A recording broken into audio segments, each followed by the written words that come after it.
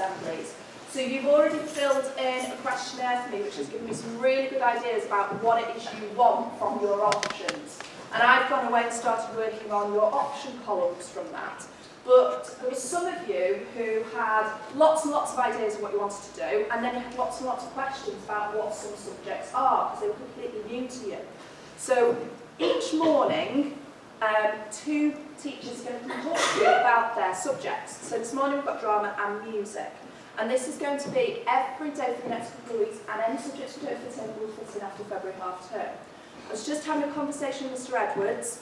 Hopefully either by the end of this week or the middle of next week, there's going to be a letter going home to your parents, and then an online version of my survey for you to do in discussion with your parents, so they've got a little bit more involved. And then from that we can check the option columns that I've come up with, make sure we're covering everyone's needs leading up to options evening.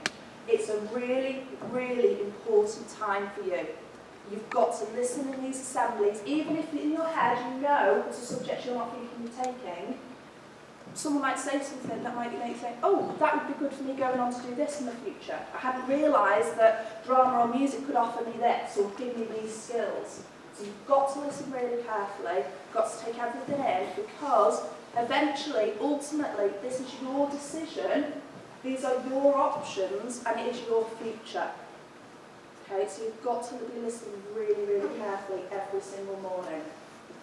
Right, so I think we're going to start with Mrs. Lister. Good morning, Year 8. Welcome. I'm going to talk to you a little bit about what Music GCSE or Music BTEC is. I look around here, and this is an incredibly talented year. It reminds me of the Year 11s that left last year when they all started in Year 7. There were loads of them that could play instruments. And it's the same for you guys. You know, it's been a pleasure to teach in Year 7, and we've got lots and lots of talented people. So this is relevant to an awful lot of you in here who should be thinking about whether music is the right option for them. So for you to be able to make that decision, I need to tell you what you're going to be doing and why it's important. So music is about performing music, which you do an awful lot of. Lots of bands, lots of singing, choirs, rock bands, jazz bands, violin, string ensembles, that kind of thing. Lots of performing music.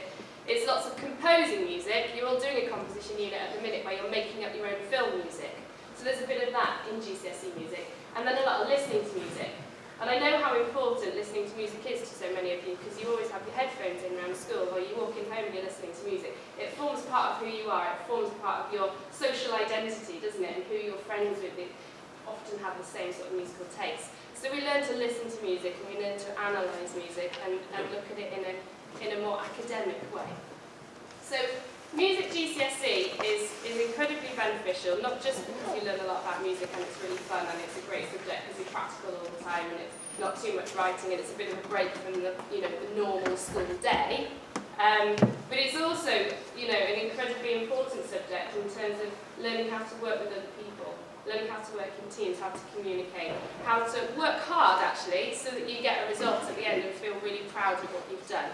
And employers, when they interview you, or certainly wherever I've been to interviews, they've always asked me, oh, you've done music, tell me about that. And it's important to people because being able to master an instrument or being able to be good at something in music proves that you've put in an awful lot of hard work to get there.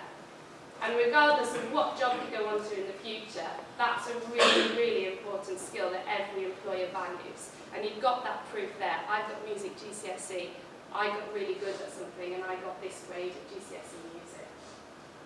So I'd really, really like you all to think very carefully. If you love music, or when you love listening to it, you love playing it, you love composing it, if you love any of those things, then music is the subject for you, because the only thing you need is sort of a passion for it, really, a drive, a want to do well. If you want to do well, then I can assure you you will do well, because you'll put the work in. The difference between a sort of A grade and a D grade at GCSE music isn't how talented you are, it's how hard you work and how much work you're prepared to put in to improve and to get better, because everybody can do it. And yeah, if you're thinking, yeah, I really enjoy my music lessons, I'd quite like to carry on with it, then you're going to get a very good qualification at the end of it, because me and Miss Weers are very committed and dedicated to making sure that you do really well. So everybody have to think about it. I'm going to pass on to Miss Weers. Thank you, Miss. So I'm here to talk about drama, and I just want you to think about a few questions. When you go for an interview, the types of questions they'll be thinking: are you confident? Can you work in a team? Are you ambitious? Are you creative? Can you work on your own initiative? Are you able to communicate effectively? All these are so important now, and it's becoming more and more important when you go for jobs, not just to have those all-important qualifications, as Miss was saying, in English, maths, science, history, geography, all the academic subjects where you sit and you'll do an exam. Yes, they're important and you need them, but you need something else to make you stand out from the crowd.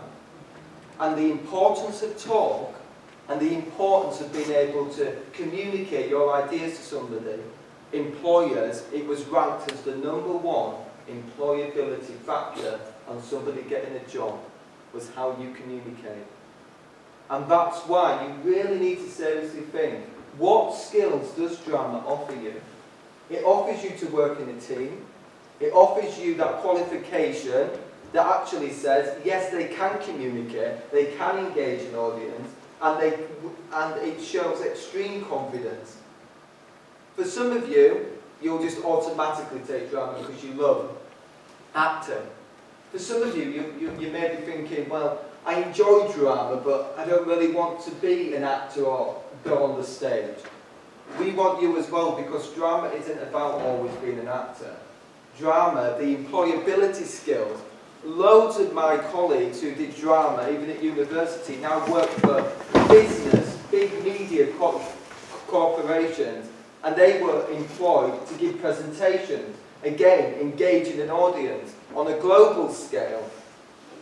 There's so many ranges of skills that drama can offer you. And again, the course we do through GCSE at drama and the BTEC. Both routes will gain you that qualification of drama at the end. Whether it be, there is a written exam in the GCSE and it's worth 20%. At BTEC, there is a lot of coursework. What you all need to be aware of is that drama does require a lot of commitment, hard work and dedication to be the best.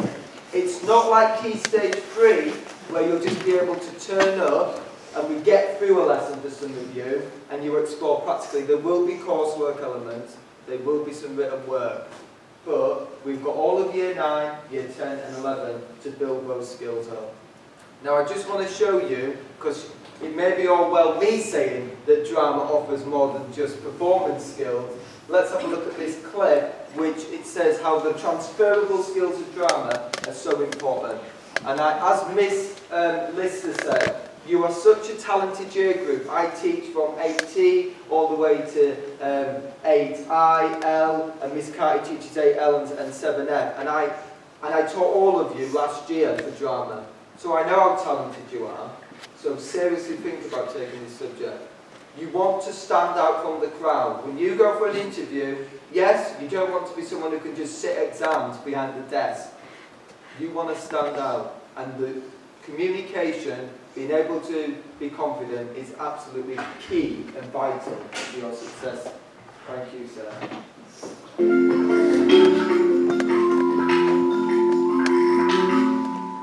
Can a qualification in drama help you in your working life?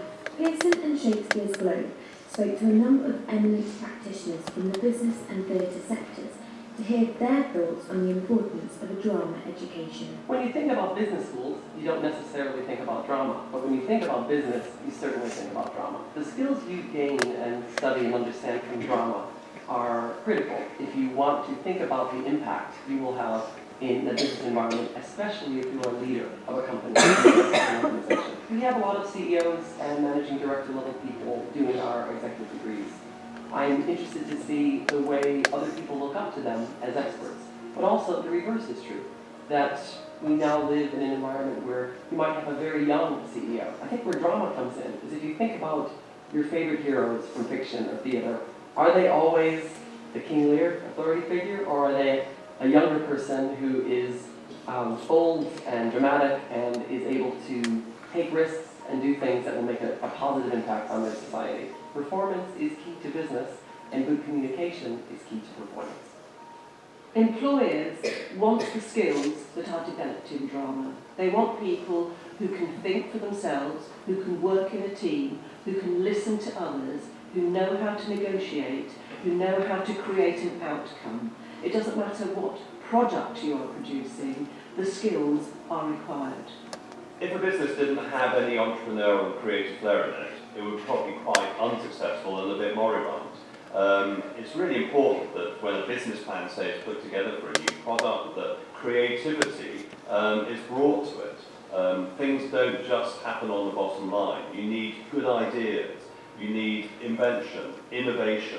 All those come from people having creative talent. My advice to a parent who's thinking of their children studying drama is to definitely let them go for it. The Life by Priority is very healthy in gaining confidence and networking and building a network of people. But also, they may get out of their system of one or two other things. There are so many transferable skills that theatre and acting can give you that can really set you up.